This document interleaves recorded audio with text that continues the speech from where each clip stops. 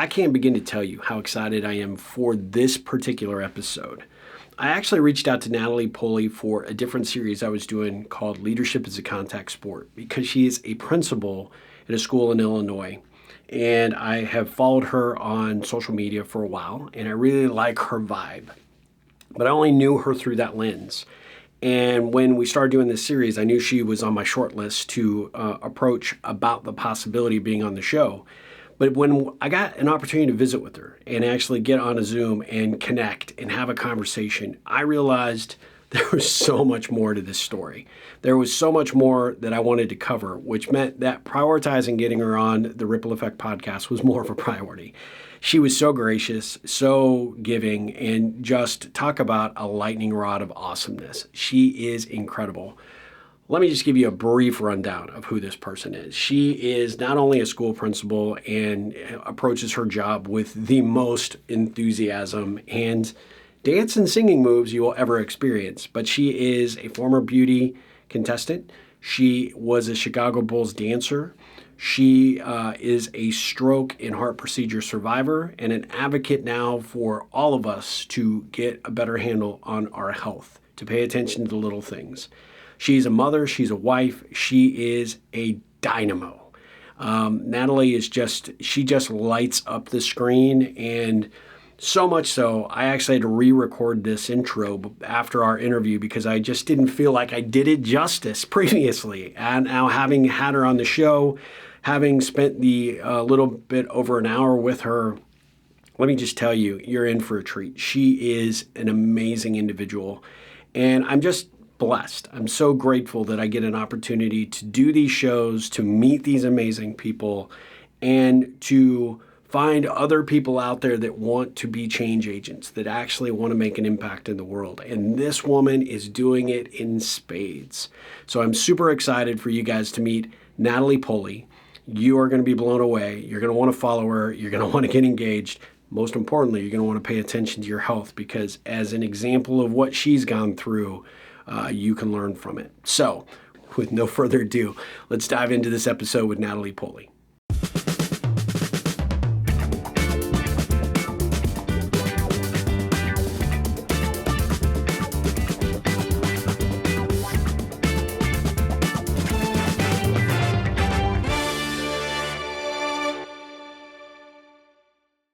Guys, I am very excited to have Natalie Poli join us today for the Ripple Effect podcast. As I said in her introduction, infinitely interesting, and I have been looking forward to this conversation for so long. Natalie, welcome to the Ripple Effect. How are you doing? Thank you. I'm doing great. Thanks for having me, Steve.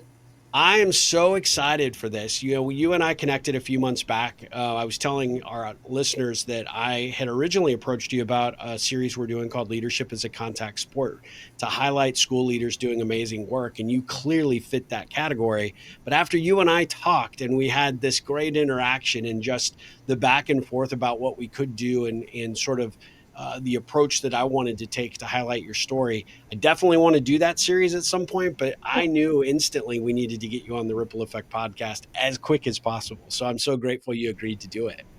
Yeah, I'm excited. So I love my life because I get to meet such amazing people like you, but you have had some very interesting twists and turns in your life, both with your health, with your experience as a Chicago Bulls dancer, uh, um, the approach that you took to become Mrs. Midwest as a beauty queen, and you're a school leader. So there is just so many ways we could dig in. But when people meet you for the first time, how do you want them to kind of get to know you? I think I want people to take the time actually to get to know me. So I love it. often we judge people. It's kind of that saying, don't judge a book by its cover. I think that you see this in, this former beauty queen, a mom, a wife, but you don't necessarily see, right? You're looking at my outward appearance, but you're not really getting a chance to know me. And I always say this is just the way that God and the universe made me, Yep. right? So love me, don't love me, whatever it takes, right? But we need to do it with everyone. We need Yeah. to take the opportunity to actually get to know someone, know who they are, know what they stand for, know their beliefs, their values, their ethics, because ultimately you can't just understand who someone is by the first time you meet them or by what you see in front of you. I love that. Have you always sort of had that attitude about interacting with other people, or is that something that kind of evolved over time, or how did you how did you show up and decide this is how I want, not only do I want to show up in the world, but I also want other people to show up in the world? Sure. I think there's a balance with that. I think I always believed that we should get to know someone before we, have an opinion about them. And Yeah. sometimes, like me, I go into things, I'm not really developing an opinion about someone. I think we align on certain levels with people more so than others.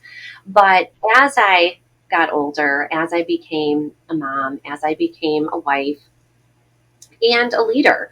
You see and experience different things, and it makes you kind of change the way you react or the lack of reaction when you're with people. And I really always feel like, especially when I hire someone new, even if they came from a positive or a negative situation, I always let them know this is the first time you and I are having an interaction. This is the first moment that we're building our collegial relationship with one Yeah. another. So, clean slate. I can't judge you for what happened in the past, positive or negative. And, same thing with me, right? We're always learning, we're always growing. So we really need to give everyone the grace that we all deserve because it's hard enough just to be a person in the world today, right? I agree. I tell people all the time, especially when we go into a new role for our career, or, we're bringing people into our own companies, we're hiring people, or like in your case, bringing, new teachers and staff into your school. Mm-hmm. You don't really, nobody ever teaches us how to actually get along with the other kids in the sandbox, right? We didn't really learn it in school. We didn't really learn it, when we went to, university, and nobody certainly preps you in a job environment. So having a leader like you that steps up and says that right from the very get-go, I have to imagine that really puts people at ease and lets them know I am here now with somebody who kind of sees me and is wanting to get to know Mm-hmm. me and is committed to not worrying about what's happened in the past, but focus on what we can do together in the future. Absolutely. And I come off very confident, very strong. I'm very poised. I hold myself to a specific standard because Yeah. I feel as if that's my true self. And so I think, though, with women and probably men like myself who come off very confident, people don't take the time, I think, sometimes to really get to know us. They're kind of like, ooh, that person has a really strong personality. But it's like, wait, hold on a second. That strong personality is exactly why I'm an effective leader. I'm an Yeah. effective mom. I was probably team mom of all three of my boys' sports at one time. Actually, I know I was. Yep. Why I'm earning a doctorate, while I earned a master's, all while having a 9 week old, a 2.5 year old had a stroke and had a heart procedure. So until you've walked in these heels, right? So I think that's something that I know women definitely struggle with in the workplace that we are trying to get to a point in our career, right? We want to continue to do well. It's not about climbing a ladder, it's about continuing to do well in the roles we're in, but also getting that professional development and that knowledge and experience for the roles that we desire to have. And letting people know that just because we're strong, we're confident, we have that personality where, frankly, a lot of people want that personality, Yeah. right? But some people's Yep. insecurities get the best of them. Instead of walking alongside someone like myself or other women on that journey, sometimes people get a little, I guess, their insecurities get the best of them. I say, we're here to lift each other up. Women should be supporting women, right? And we want the best for one another. When you move all that cattiness aside and you step out of that high school experience, right? And I'm coming from a world of having done a few pageants, Mrs. Yeah. Illinois, Mrs. Midwest. I even did some when I was in high school. Those are some of my very best friends. Same Yeah. with the dance team, same with the Chicago Lovables, right? Again, you think it's a bunch of beautiful women in amazing shape out there. What they don't know is that in order to even be a Chicago Lovable, you have to have a full time job or be a full time student. So, I was getting up at 6 a.m., being downtown for work at 8 a.m., carrying the big bag. It was hysterical. The conductor used to say, "Who's in that bag? There's got to be a boyfriend in there, Yeah. right? What do we do?" And then you'd be going to the United Center. I mean, so I've This was always, obviously pre-marriage. pre-marriage, yes. But I've always had that hustler mindset. Yeah. So when you Yeah. have that mindset, nothing is unachievable. Everything is reachable. Something you said though, I think that I really want our audience to recognize is that when you meet someone who is confident and someone who seems like they have it figured out, and you clearly do. I've got to say, when I first met you, and I think when you say, it is people's lack of, or their own insecurity when they often get intimidated Mhm, by somebody that is a strong personality or is confident walking in their own shoes. Um, mhm. it can be difficult for people. And what you need to recognize is that you see something in them that you want to see in yourself, right? And the best way to figure that out is by shouldering up with that person, drinking that in, learning as much as you can. And if you really want to get over yourself and overcome that lack of confidence and how you can approach them about sort of wanting to learn from them just by being in their orbit, is to tell them how much you appreciate who they are and how they show up in the world. And when you do that, you're not only And making inroads with that person, but you're opening up a whole dialogue of opportunity to say, well, this is how I do it. And, I'm willing to teach you if you're willing to learn. And that's how we create that ripple effect, right, Steve? Yep. That's exactly what Yeah. we're talking about here. It's get together, support one another, lift one another up. I think it's women have climbed corporate ladders really quickly, but you will still hear women say, we're not quite where men are. And it's not about men versus women, but it's about support the women that want to be where you are, or support the women that are maybe a little farther than you are. There's lots of women that I look up to that are farther than where I am today, right? I spent 10 Yeah. years at home with my three amazing boys, which that was the hardest job in the world and the best job I will ever be honored to have. Yep. And I jumped back into the work world 10 years ago. And in 10 years, I've gone from being what we used to call a teacher's aide, which is now a paraprofessional, to a school principal. I've earned one degree in that 10 years and working on a second, right? I got my EDS degree, specialist in education, that allowed me to obtain my administrative endorsement to be sitting in the seat that I am today, and I'm working on a doctorate. So Yeah. you can have whatever you want. You can't complain about what you don't have and what other people might have, because anything is attainable. It really, no Yeah. excuses is kind of like my 2025 motto. No I excuses. love, For I me and love that. my staff, no excuses. What a great motto, and what a perfect way to, to set up the year, right? I love Mm-hmm. that. So let's go backwards a little bit though. The Sure. confidence that you have, was that something as you were doing, you said you started doing some pageants in high school. Did you find your confidence through that process? Was that something you walked in with? Where does that come from, do you think? I feel like I came out of the womb like that. Gonna be honest with you, Steve. I think I Yeah. also came out of the womb dancing. I just always have been a person that has a zest for life, but that got kicked up a whole few notches when I experienced my stroke, because I lost all the feeling on the right side of my body and I lost my ability to speak. So from that moment forward, 19 years ago, I always said I would use my voice when others can't. And so I always had this, I think, presence about me, because I started dance when I was 3. I danced for about 10 years, studio dance. Then I danced in high school. I was captain of my JV and varsity dance team. So I was that Nice. person that always wanted to obtain the highest possible level that they could. So it's no surprise that now I'm trying, obtaining a doctorate of education. So I always Yeah. kind of had that mindset, go get them, wanted to be the best that I could be. And that kind of carried me through even when I was at the University of Iowa.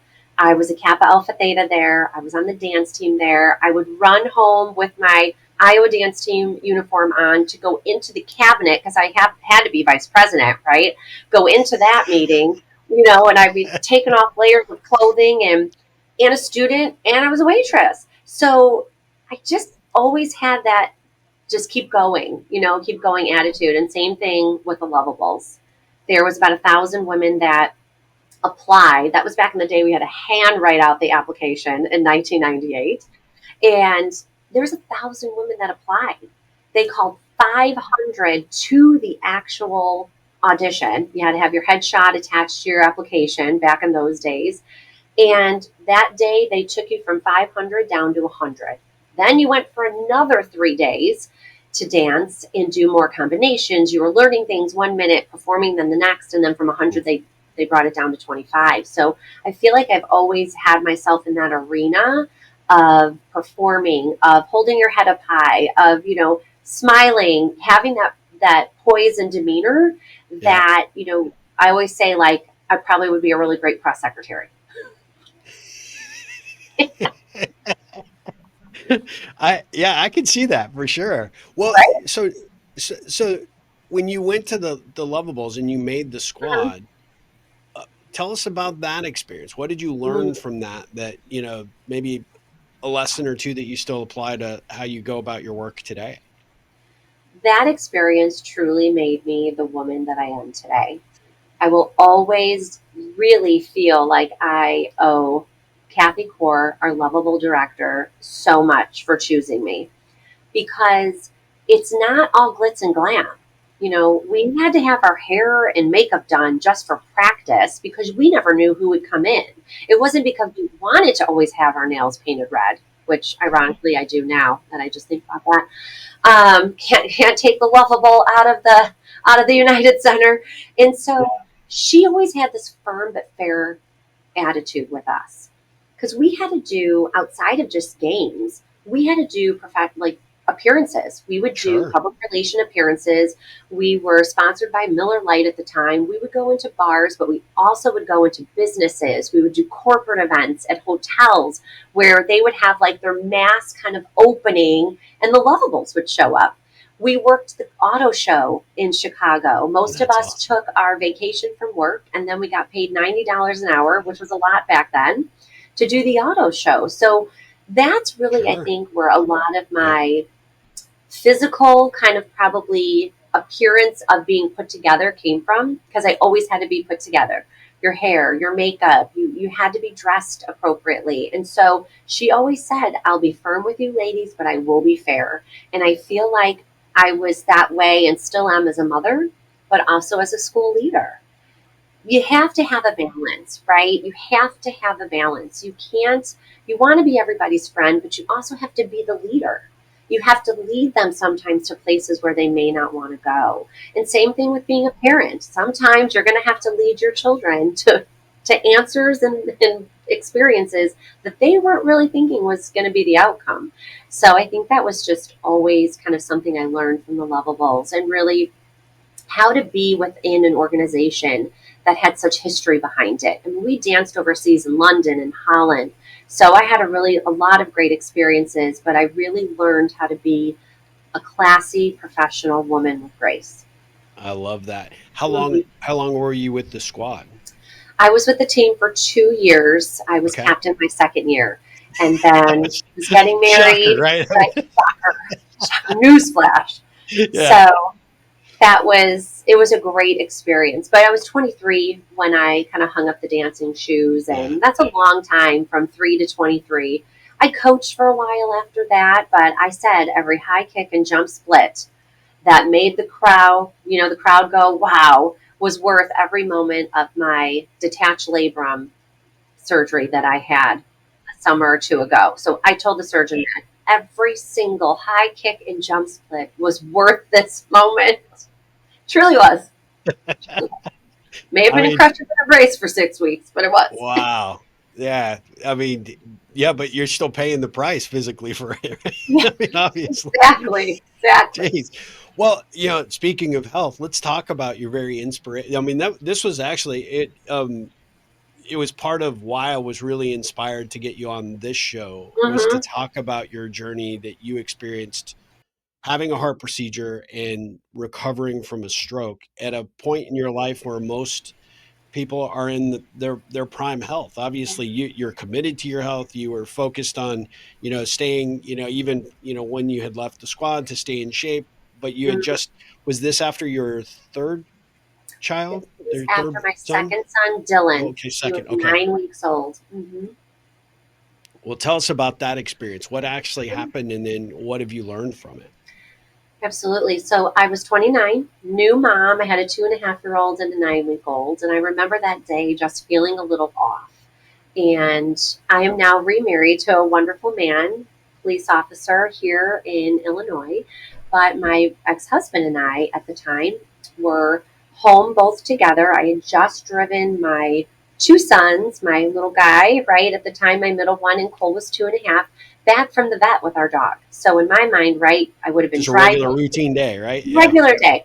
I think the dog may have been sick. And so you're driving, right? And of course, I'm Yep. driving with the right side of my body. And so I think about that as I look back. And I got home. Dylan, my 9 week old, was still sleeping. My mother in law at the time said, "You never wake a sleeping baby, Natalie." I'm like, "Okay, I got you." So I brought him in the carrier, left him in there, put him in the dining room. It was quiet in there. Went upstairs, started to give Cole a bath. So I drained out all the water after his bath, and he always liked to kind of slide from the back of the tub, like with that little bit of like just water that was still in the bathtub. So I'm like, "All right, Cole, be careful, don't get hurt." I walked to his room.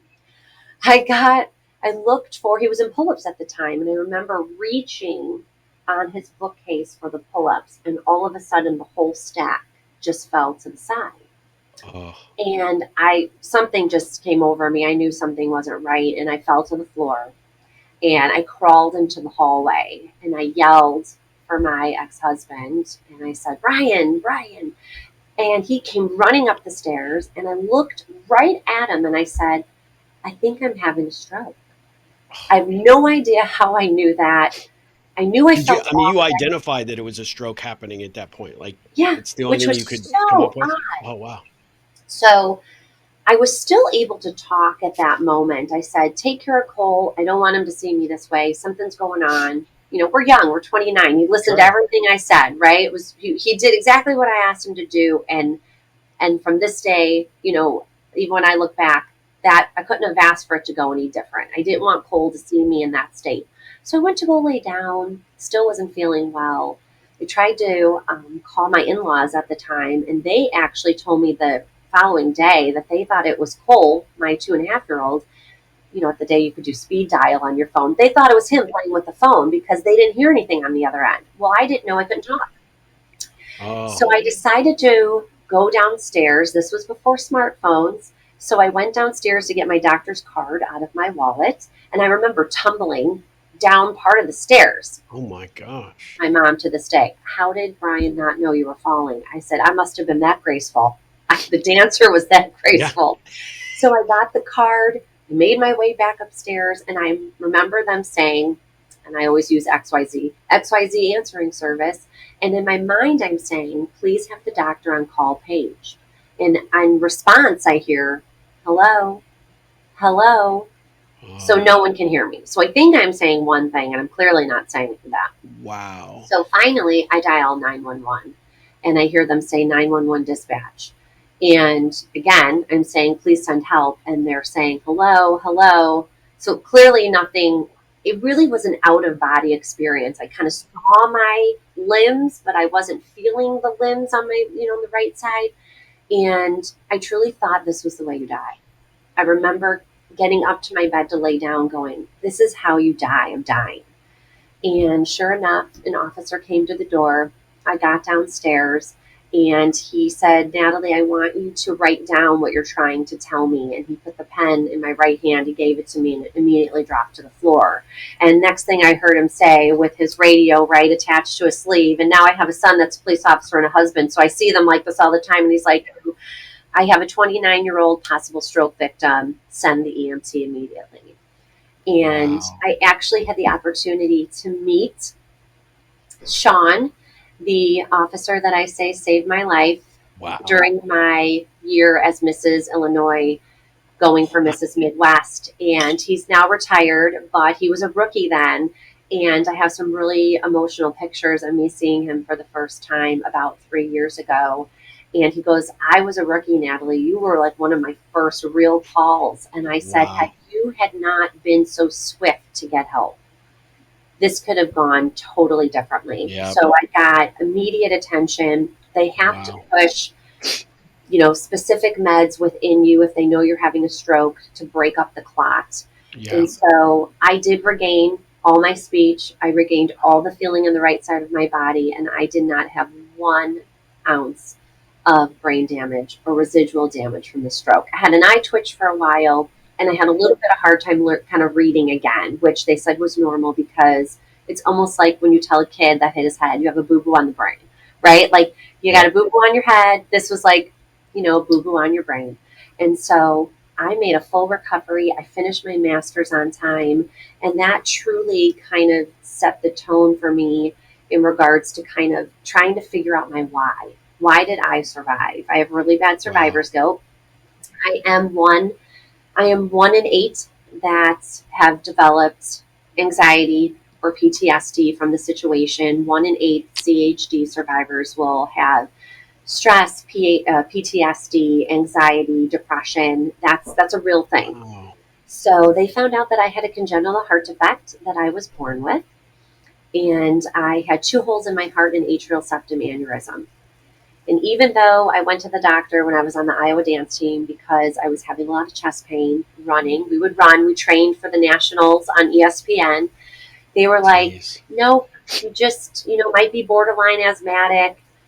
Everything looks good. Well, I had the same situation happen to me when I was a lovable, and I said to my girlfriend at the time, give me your inhaler. And she goes, Natalie, you don't even have asthma. She would keep it under the hoop on the basketball, on the floor, Wow. on the United Center, under the hoop. And I'm like, Kim, I said, I need it. I can't breathe. And then again, went to the doctor. I said, do I have asthma? Something's wrong. I feel like there's an elephant on my chest. And they said, blow into this tube and borderline asthmatic. I lived another 8 years before I fell to the floor and had a stroke. Oh my gosh. So I had the clot resonate on the left side of the brain that controls your speech and language, and also the feeling on the right side of your body. And so I had about 3 months later in March 21st of 2006, actually, I had 2 atrial septum defect devices placed in my heart by Dr. Hijazi and his amazing team at the University of Illinois Chicago Hospitals. And he is the individual that runs the PIC Society, and I am the founding senior patient advocate for the PIC Society and get to do this advocacy worldwide. And it's kind of one of the reasons why I wrote my children's book. It's just we can't get this out enough, which is why we now have CERT plans in all of our schools here. We have them in Illinois. The bill passed. Other states are going to be following if they haven't already. And we have got to have a cardiac emergency response plan.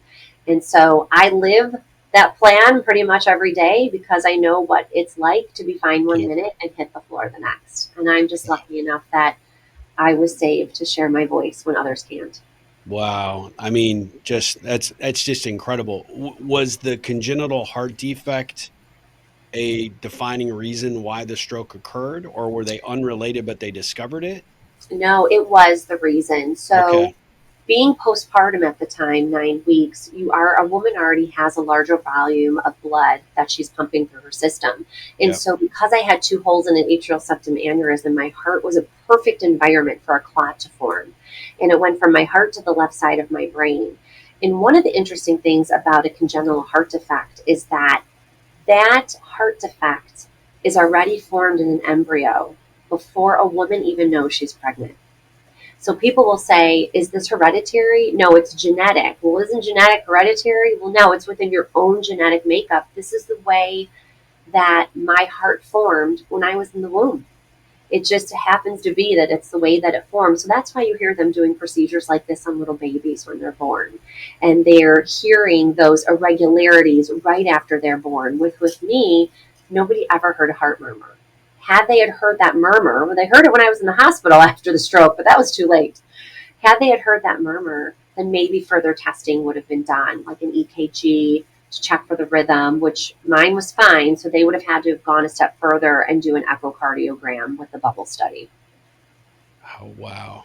Mm-hmm. Well, so not only have you gotten an opportunity to to be an advocate for this, but you've Mhm. also created your own podcast. Tell us a little bit about that, because I've listened to your episodes and they are, everybody should listen to it. So we're definitely going to provide some links to your Spotify channel. But tell us what inspired that. Was it the desire to spread the message as wide as possible, or what are you hoping to accomplish with your podcast? So my former lovable choreographer called me one day and she said, Natalie, you need to put your hat in your name in the hat for Mrs. Illinois. And I'm like, I think I was 43 at the time. I said, are you kidding me? I have 3 sons. And she goes, it doesn't matter your age. You need to do this. This is all about branding, and you already have a brand. You already have a platform. I'm like, well, what would that be?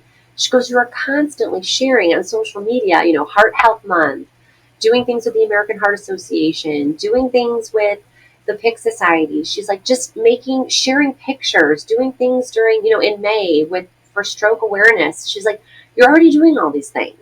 And so what I wound up developing was my brand called Stroke of Insight.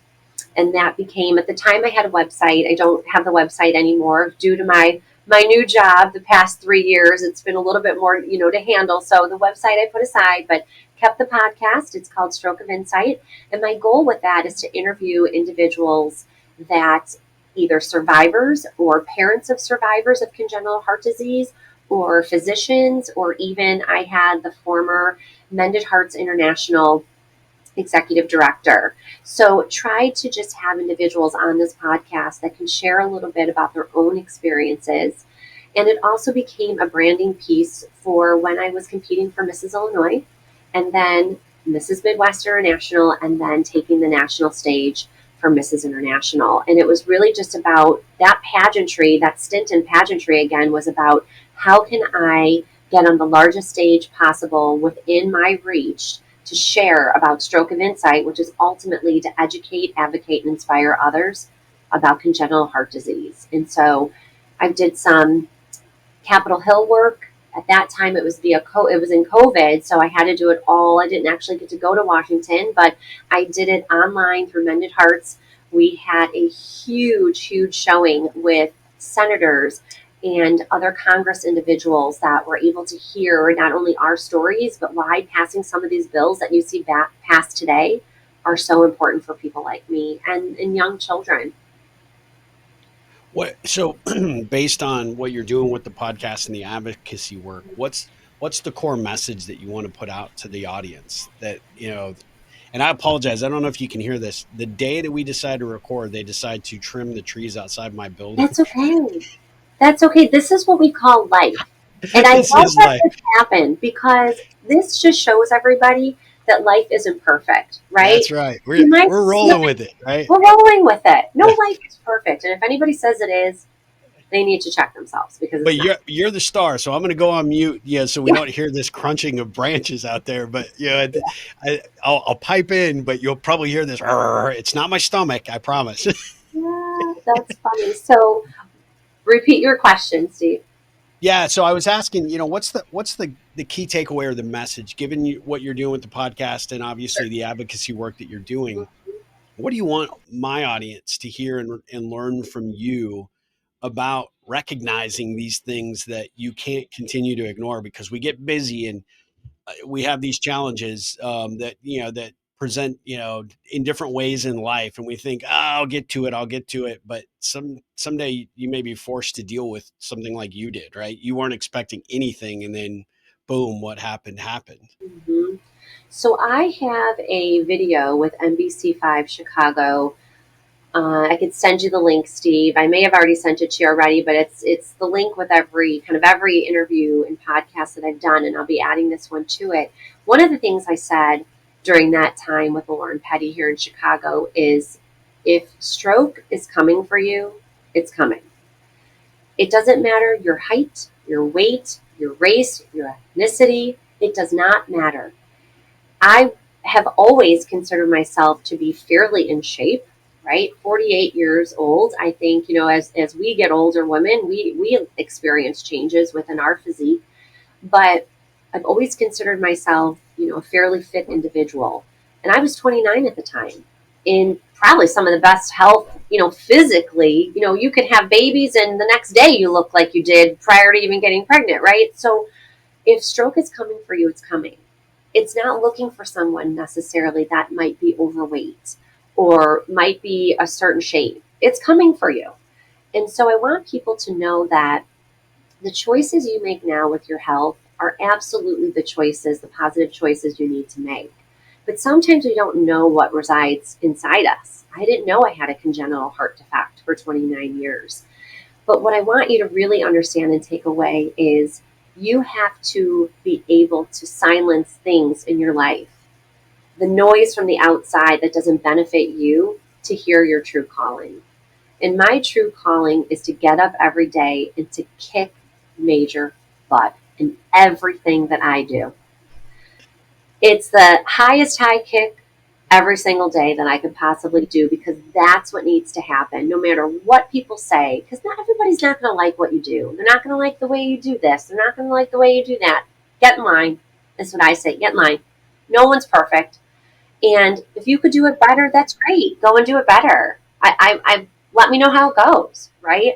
But every day, my job is to get up and shine as the brightest darn star I can, and do the best job that I can, and use my voice to inspire, advocate, and educate others, not only on congenital heart disease, on stroke, on heart health awareness, but also in my job, inspiring my staff, my teachers, my paraprofessionals, down to my custodian, my front office staff. There's a whole line of people, and no one's in a specific order. We're all a team here. And so my job is to get up every day and do the darn best job that I can with what's going to be in front of me. My dissertation is on fragmented workdays of principals, because, we could have a whole day planned, but one thing and then another thing, right? I call it a fragmented workday. So I'm Yeah. really excited to kind of continue that research, but you have to silence what's going on around you to be able to hear what your true calling is. And then your main job is to go out there and live your true calling in every single thing that you do. I'm an advocate no matter what arena I'm in. I'm an educator no matter what arena I'm in, and I inspire no matter what arena I'm in. If I'm at home with my kids, here at school, out with friends, helping someone, no matter what it is, that is always what I'm fulfilling. My motto: be bold, be brave, be you. And no excuses. I love that. I think anybody that's going to see this video or is going to listen to this on the podcast platforms is going to be completely blown away and impressed by you. And for my audience, this is why I wanted Natalie on the show. I mean, you hear this. I mean, she is a spitfire, and she inspires and motivates, but she also walks the talk, right? And I think that's really it's really inspiring on a whole lot of levels. I think the thing that really struck me when you told me your story about the stroke and then obviously the heart procedure. um, I played soccer with a guy for my men's team for a number of years. He was our keeper. Great guy, played rugby at UT. I mean, he stayed in shape. Wouldn't look at this guy as anything other than probably capable of killing a bunch of beer at one time. He was physically fit, really really good guy, right? But literally we played a game before Thanksgiving, and Thanksgiving Day rolled around, and he was helping his wife prepare Thanksgiving dinner. They had family coming over, and he was talking, and then all of a sudden he just wasn't making any sense, and then boom. Yeah. Yeah. And never saw it coming, didn't pay attention. He Mhm. had some health indicators previously that I didn't know about that he should have paid attention to but didn't. And he was in a high stress job, lots of lots of turmoil and Mhm. daily challenges. And kind of like what I think the excuse is for almost every American out there is like, well, I'm too busy today, and I'm going to get to it tomorrow. I'm going to deal with my health, or I'm going to go check out this little weird symptom that's come up. I mean, the message that I really hear from you is don't. You need to pay attention to yourself. You need to be your own advocate. You need to Mhm. recognize when something's not right, and you need to take it upon yourself to go investigate it, because as you found, obviously, in your early days, the some of these things that may have occurred, were just kind of getting, kind of blown off, but, Hmm. thinking, the natural thing is, oh, well, you have asthma. It's like, well, it's not just asthma. There's like other elements there. But, in modern medicine today, they don't dig very deep, it's treat them and street them. And so you have to be your own advocate. But you have to start by being the advocate within yourself first, right? Hmm. Absolutely. Because no one's going to do it for you. And now you see how healthcare has really changed post COVID. Like you said, it's, they're treating people, but so quickly you're gone, right? And how many times you have to advocate to say no, not feeling right. I was in the urgent care over Christmas, actually on Christmas Eve, because our schedule with two police officers and my younger son was working at the country club. The middle one was working. He works for an electrical company, and I was like, I'm here by myself right now on Christmas Eve. This is we're doing Christmas Day this year. We usually do Christmas Eve, and I just knew I was not feeling well. I walk in, they didn't give me any antibiotics, which I knew I had a sinus infection. And I looked at the physician, and before I left, I said, I just want you to know I'm 48 years old. I've survived a stroke and a heart procedure. And I tell you right now, I know when I have a sinus infection. So I understand that you don't want to treat me with any antibiotics. I'm going to go, but I'm probably going to be back after Christmas. And so Christmas Day, I started to get the chills, right? So now you got something else on top of it. And I called the doctor the day after Christmas and they got me in. And I told her, I told that physician at the urgent care that I know when I'm sick. And it's just kind of like, it really shouldn't take us to talk that way. No. But I looked right at her. I'm like, I'm 48 and I'm a stroke survivor and I've had a heart procedure. I do know when I have a sinus infection, but you're the doctor here. Yeah. So, but it's just different, right? And it's not everywhere and it's not everyone, but you really have to be your own advocate because no one's going to do it for you. And that even goes towards, your work role. You have Sure. to advocate for yourself. And it's Yep. even like with sports. I always told my boys, nobody's coming to Itasca, Illinois, Roselle, Illinois, Medina, right, where our schools are. No one's Yep. coming here to look for you. They're not going, that kid? No, you have to get your name out there. You got to get on Twitter. You got to get on Very true. Huddle. No one's coming here looking for you. They're not sending the search party. You got to market yourself and you got to know how to market yourself and how to connect yourself with the right people, which is what I try to do. And you have to write your legacy. And that's really what it's all about. We're doing that here at my school now. Our school's closing at the end of next school year. And so it's how are we writing the Lowry legacy? We're in the second largest district in the state of Illinois and we have tons of work to do. We're looking to really heighten up our students' achievement and also build the capacity within our staff. And we're giving a lot of job embedded professional development. But I tell my staff even now, this school has been around since the 1800s. What legacy do you want to live? Because it doesn't matter who worked here in the past. It matters who's working here now and Right now. next Yep. year. Because then you're going to other schools in our district, right? Or building Yep. new schools in our district, a lot of excitement. But some of our older buildings, it's time for them to retire. So what's next for you if you're staying? You have to Yep. write your legacy and you have to write that chapter in your book that the next school leader is going to want to read. It's up to you what it says. I love that. I love that attitude and that approach. And it's very similar to the philosophy I tell people when I'm out talking about the ripple is really no one cares about you until you give them a reason to care about you. And you'll never give them that reason if you don't step up to the plate to take Mm-hmm. your swing, right?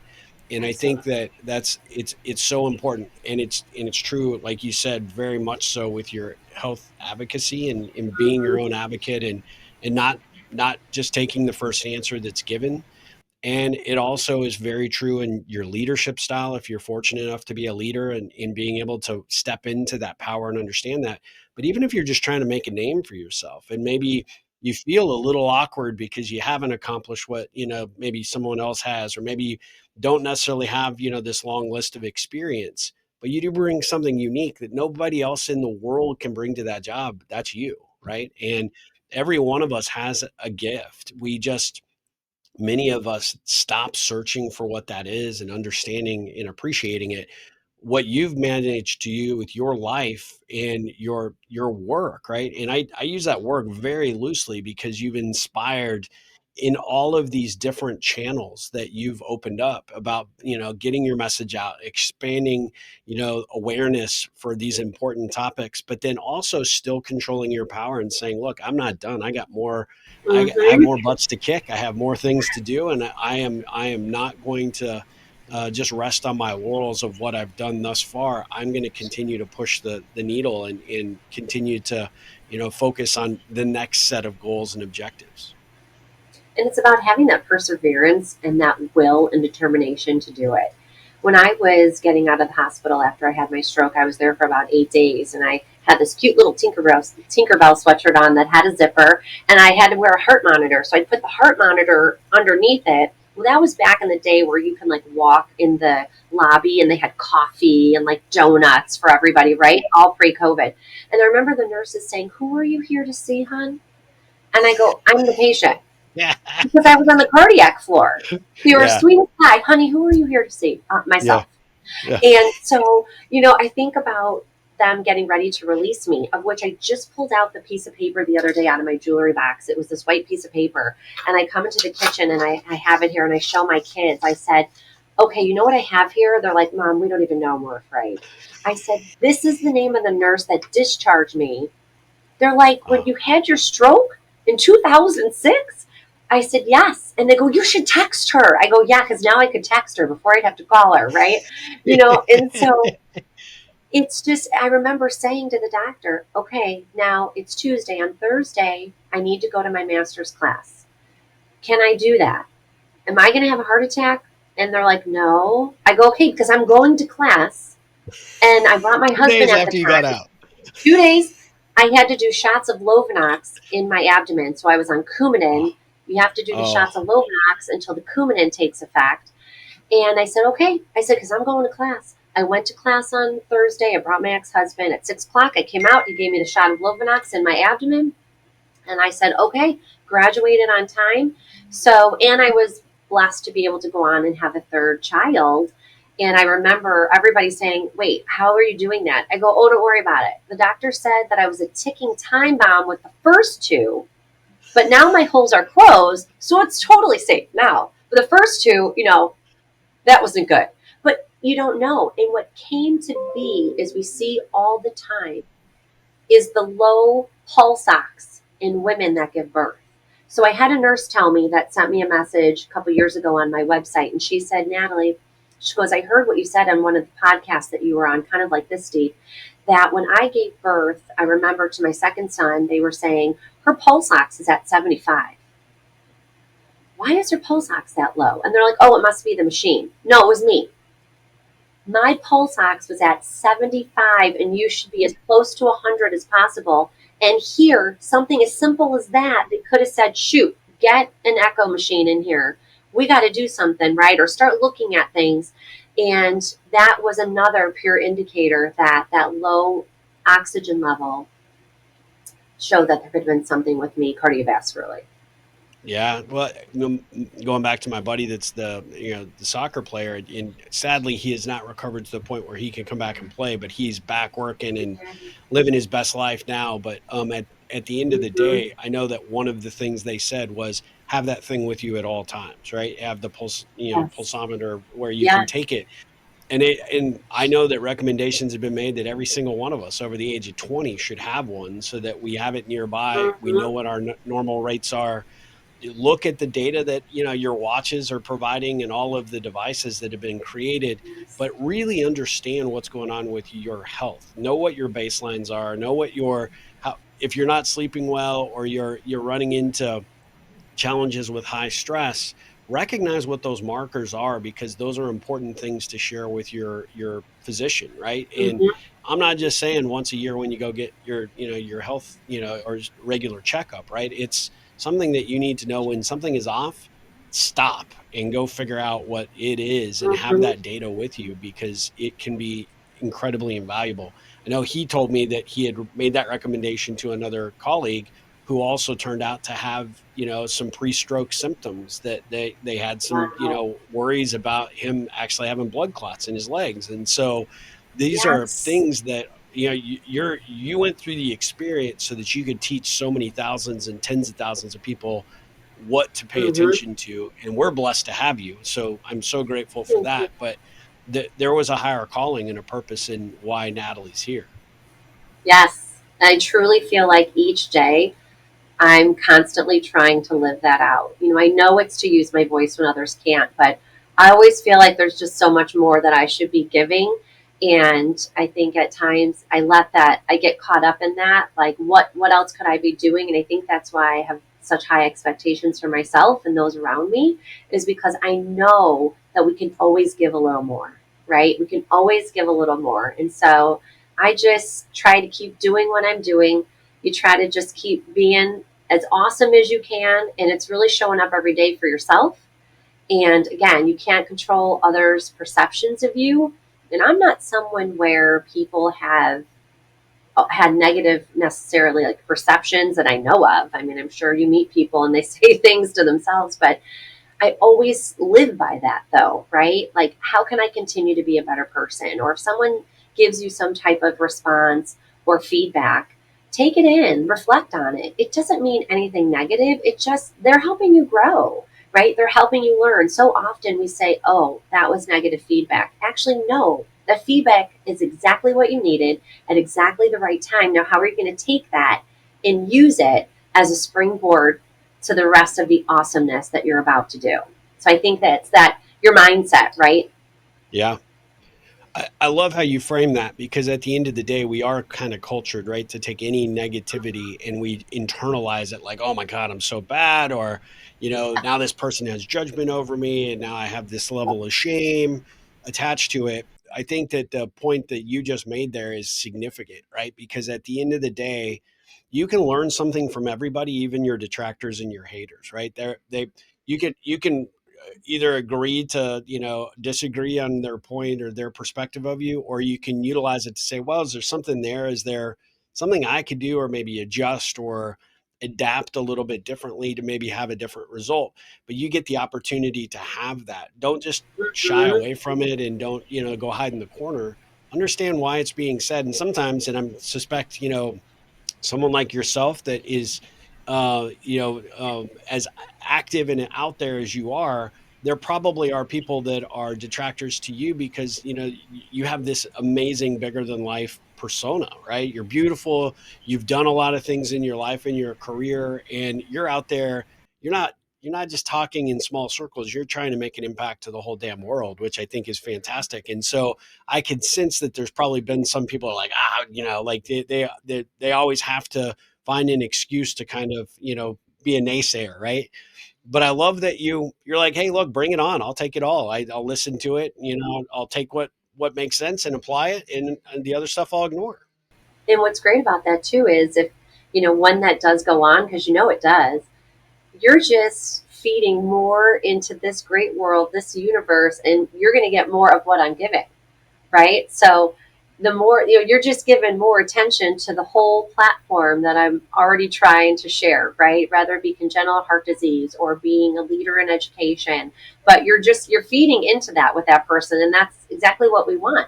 And the one thing I think people also need to hear, Steve, is that who cares what people think about you, right? You want to be a good person. You want to be professional. You want to have ethics. You want to have values, morals, and beliefs. But when it's those people, that you hear chirping or their telephone game is starting, you gotta laugh. Who cares? I'm glad that I'm the topic of your conversation. Thank you for making me feel empowered, right? And you have Yep, to remember, yep. like, no response is a response. So many times I've caught myself too. You get so fired up and you're like, there's absolutely no way that just happened. And then it's like, I'm not responding to that. You know why? Because that's my response. No response. Yeah. And to know that you can take that serenity back. You can take your serenity back in that peace by not even engaging with those people that want you so bad to engage, which is why they said or did the thing you weren't approving of in the first place. So it's really powerful when you don't respond, or it's the thank you for that. I really appreciate it. I'll think about that. And you walk away, because at the end of the day, no one's opinion matters. It's about what you do, how you matter, how you want to live your life, and how you are trying to help and make this world a better place by whatever it is that you feel like your calling is. I love that. Natalie, you need that phrase right there on a t-shirt and a billboard. I mean, that was well said and great, great advice for everyone. So Hmm. we're gonna do this episode a little bit different. Normally, I wrap up with some Ripple connection questions, but I know that we've run a little bit long, and I want to be respectful of your time. But I want to have you back because I think Sure. we have more to share and more to talk about because you're amazing on every level. But I would like to give you the opportunity to tell everyone how they can get involved, how they can follow your work and what you're doing, and then ultimately at the end of the day, if they want to connect with you, if you're open to that, because they've had issues in their own health, or they're trying to learn a little bit more about the experience that you went through to see how it matches up either with themselves or a family member. How would you like people to best follow you or get engaged with your content? Absolutely. So you can find me on Twitter. I just have such a hard time calling it X, but you can find me on Twitter, Natalie Poli, just how my name is there. If you search that on Twitter and also LinkedIn, those are truly the best ways to get in touch with me. We can make our initial connection and go from there. So I'm always willing to talk to anyone, rather if you know someone that's a survivor, you're a survivor, you're looking for help, you're looking for support, I can connect you with lots of great people. I do a lot of work with the American Heart Association. I've got some information on their website. They just did a story in August on my story. Mended Hearts International is another great organization. If you have an infant, there's the little hearts. So if you even look them up on Instagram, Mended Hearts International, there is a support system for every age and stage of life. So if you Wow. need that outreach, if you aren't sure kind of, what your next steps are, you're just trying to look for that support because you're feeling down, you've had something like this happen to you and you're just looking for care, they also have volunteers that go into hospitals all across the nation. So I would suggest you can also look at them. They're on Instagram as well. The PIC Society, the Pediatric Interventional Cardiovascular Society, is really for doctors and nurses. So if you're a cardiologist or you're a nurse practitioner in the fields of cardiology, the PIC Society, Pediatric Interventional Cardiovascular Society, you can find them on the web. And those are individual that group, that society Dr. Ajazi leads, you can actually become a member of that society. So that is something, if you're a cardiologist or a nurse, that you want to take a look at. They have membership options, and it's worldwide. I've interviewed doctors from India to Chile, all over the world, and so they have clinics that they'll do procedures just like mine. That's videotaped, so there's education that you can have. So there's lots of great resources. So don't feel like you're alone. If you're someone that's had a stroke or a heart procedure, if you know you have a congenital heart defect, there's people out there. Please, if you don't know who to send a message to, send one to me. But you can find me on Twitter. You can find me on LinkedIn. That's the best way to reach me. I love it. We're going to include those links in the show notes so everybody has them. They'll be on screen as well for those of you that watch the video.